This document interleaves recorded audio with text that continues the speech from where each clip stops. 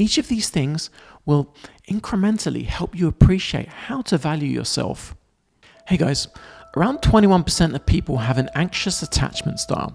If you've ever felt like your emotions are on a roller coaster in your relationships, or you get triggered when your partner acts distant or elusive, then you're not alone.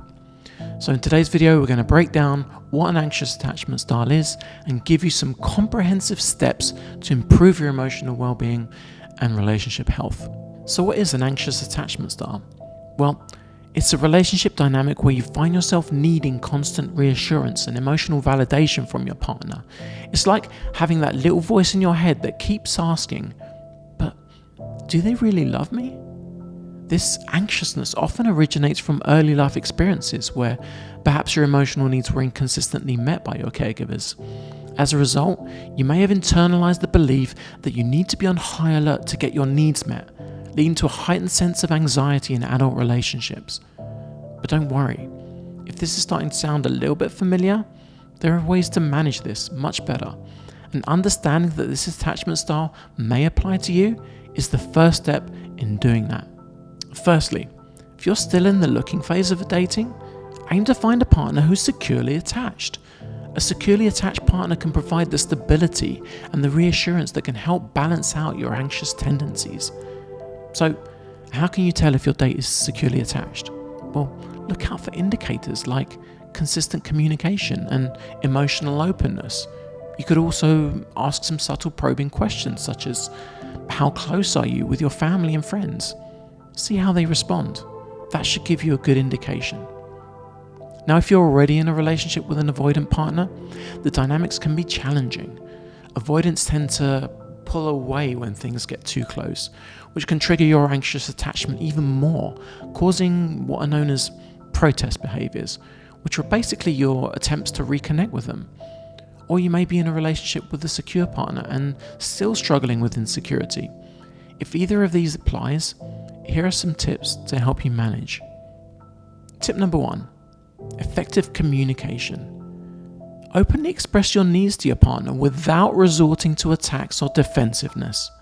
By doing this, you're not only setting the tone for the relationship where you can be open and honest about how you're feeling, but you're also sending out feelers to see if your partner can meet you there and gauge how important your well-being is to them. This will ultimately show you if they will be a good match for you in the long term.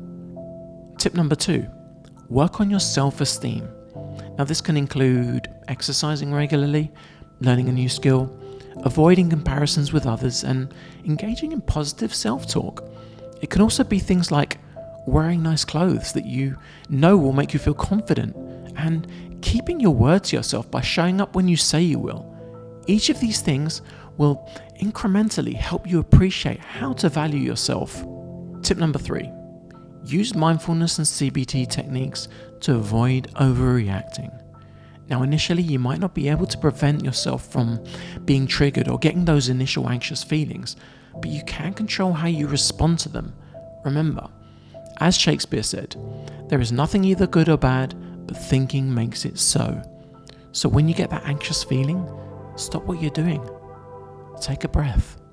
Take a moment to observe how you're feeling and thinking, and try and understand your situation from a neutral or bird's eye perspective.